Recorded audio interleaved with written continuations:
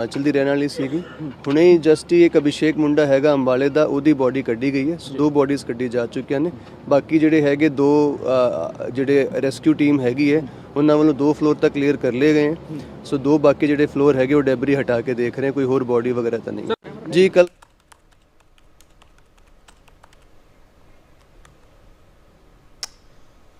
Now, in fact, the NDRF second in command, Deepak Talwar, has also spoken on the Mohali building collapse incident, stating that 4 teams of the NDRF are carrying out the rescue operations. Let's now listen in.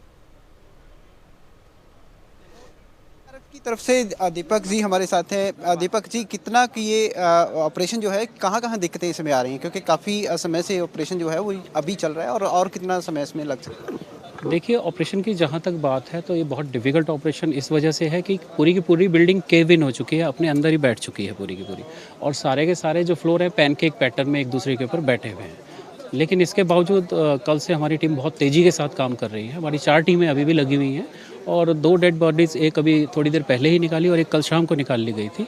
और जो civil administration से हमें input है तो 3 से 4 या 2 से 4 लोग और भी हो सकते हैं, तो हम उसके लिए पूरा एफर्ट कर रहे हैं अपनी एक्सपर्टीज़ के साथ कि उनको रिकवर किया जाए। हम उम्मीद करते हैं कि अलाइव निकलें। अगर उन्हें कोई वॉइड स्पेस वहाँ मिला होगा तो चांसेस ये हैं अलाइव हो सकते हैं, लेकिन हमारी तरफ से जो एफर्ट्स हैं पूरी एक्सपर्टीज़ के साथ ऑन है। जिस तरह से बिल्डिंग कोलैप्स हुई है, आपको कहाँ इसमें लैब्स लगते हैं कुछ? देखिए, ये सिविल एडमिनिस्ट्रेशन के एक्सपर्ट इस बारे में आपको बता सकते हैं। गैप्स वगैरह एनालाइज हम नहीं करते क्योंकि हमारा काम है रेस्क्यू का, तो रेस्क्यू हम लोग कर रहे हैं और अपनी पूरी क्षमता के साथ उसको कर रहे हैं। और कितना टाइम लग सकता है? ये कह पाना तो निश्चित ही एक वो दूर की कौड़ी है, क्योंकि टाइम कितना लगेगा ये डिपेंड करेगा कि डेब्रीज को कितनी जल्दी वहाँ से हम रिकवर कर पाते हैं, निकाल सकते हैं। लेकिन जिस तरह की हालात अभी दिख रही है तो अभी 24 to 48 आवर्स लगभग इसमें लग सकते हैं और उससे ज़्यादा भी लग सकता है। 2 फ्लोर ही क्लियर हुआ? हाँ, लगभग 2 फ्लोर क्लियर हो चुके हैं। एनडीआरएफ की तरफ से लगातार प्रयास जो है वो जारी हैं और कहीं ना कहीं अभी इस ऑपरेशन में इसलिए दिक्कतें बताई जा रही हैं क्योंकि पूरी तरह से बिल्डिंग जो है वो ध्वस्त हो चुकी है और जो सीवरेज का पानी है वो भी इस बेसमेंट में भर गया है, जिस बेसमेंट की खुदाई चल रही थी, इसलिए भी दिक्कतें फिलहाल इसमें आ रही हैं। कैमरामैन अमित वालिया के साथ Kulvir Diwan, India News, Mohali. Well, my colleague Kulveer joins me live for more. Kulveer, you know, at this point of time, what we are also learning is that the NDRF since has been roped in the action to retrieve more bodies. What is the update that you are picking up from the authorities as far as the FIR is concerned? Who has filed the FIR, the complaint, and what are the, in fact, latest inputs that you are gathering on the charges that have been filed against the owner? देखिए, 2 लोगों के खिलाफ मामला दर्ज किया गया है। BNS की धारा 105 के तहत मामला दर्ज किया गया है, जिसमें यदि दोष साबित हो जाता है तो 5 से 10 साल की सजा जो है उसमें सुनिश्चित है। और ये जो 2 लोग हैं जिनके खिलाफ मामला दर्ज किया गया है, ये बिल्डिंग के ऑनर हैं और थोड़ी मैं तस्वीरें भी जो है वो साझा करता रहूं। इसके साथ ही ये बिल्डिंग जो है, इस बिल्डिंग के साथ वाली जमीन भी इसी मालिक ने ली थी। जो 4 मंजिला बिल्डिंग गिरी है, इसके पास में एक प्लॉट था खाली, वो उसको खरीदा गया था, उसका निर्माण किया जा रहा था और उसी की बेसमेंट की खुदाई करते हुए ये हादसा हुआ है।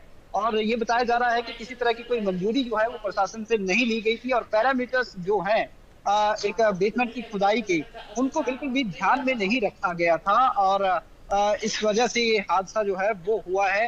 मामला फिलहाल दर्ज किया गया है, लेकिन गिरफ्तारी फिलहाल अभी इसमें कोई नहीं हो पाई है। जी। Well, all right, Kulveer. As 2 have been dead and several are still feared to be trapped. Now, the breaking development that we are tracking very closely in this entire rescue operation that has been put up in full force is that the FIR has been filed against the building owner Parvinder Singh and Gagandeep Singh under the section 105 of the Bharatiya Nyaya Sanhita.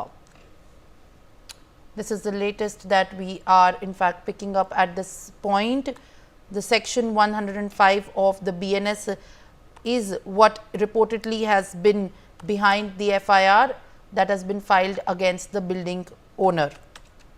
Kulveer, My colleague joins me for more. The Section 105 of the BNS deals with the culpable homicide not amounting to murder, which is a serious offence where the death of an individual is caused by either the intention to kill or without the knowledge of such an act is likely to cause the death. This is also the same, in fact, section that has been booked under the Stampede case. While Kulveer joins me for more. Kulveer, 105 के तहत ये FIR अब launch हो गई है। जिस तरीके से हमने सुना, जो डीएसपी हैं उन्होंने भी डिटेल्स दिए। कौन हैं ये दो ओनर्स जिनके ऊपर ये एफआईआर अब लगी है? जो दो ओनर्स के नाम सामने आ रहे हैं, जो हमें अभी बताया जा रहा है, परविंदर सिंह और गगनदीप सिंह, क्या इनकी और भी ऐसी बिल्डिंग्स और प्रोजेक्ट्स थे जो इस समय इस स्थिति में थे कि उनके कोलैप्स होने की वजह से ऐसे कई इंसिडेंट्स होने की अभी भी पॉसिबिलिटी है? कितना सीरियस ये ऑफेंस है और पुलिस इस पे आगे प्रोब लेते हुए क्या और लोगों से भी इंटेरोगेशन कर रही है? देखिए, ये गांव सुहाना है जहां पर ये बिल्डिंग ध्वस्त हुई है और इसी गांव के निवासी हैं जिनकी ये बिल्डिंग थी। और बताया जा रहा है कि इन्होंने पहले एक बिल्डिंग जो है वो खड़ी की थी जो कि 4 मंजिला थी, जिसको 10 से 12 साल हो गए थे। लेकिन इसमें जिम और जो पीजी है वो चलाया जा रहा था और साथ ही अब इसके पास में जहां पर खुदाई कर रही थी वो जमीन को लेकर उसमें बिल्डिंग का निर्माण किया जा रहा था। जिस वक्त ये खुदाई जो है वो बेसमेंट की हो रही थी और ये हादसा हुआ। तो ये दोनों लोग जो है इसी गांव के रहने वाले हैं। फिलहाल पुलिस की गिरफ्त से बाहर हैं। मामला जो है वो दर्ज कर लिया गया है। गैर इरादतन हत्या यानी बीएनएस की धारा 105 के तहत मामला जो है वो इन दोनों के खिलाफ दर्ज किया गया है। जी। All right, Kulveer, thank you for staying with us and giving us the live pictures and the updates from the site of the accident where the unfortunate building collapse has led to 2 people, in fact, now being killed.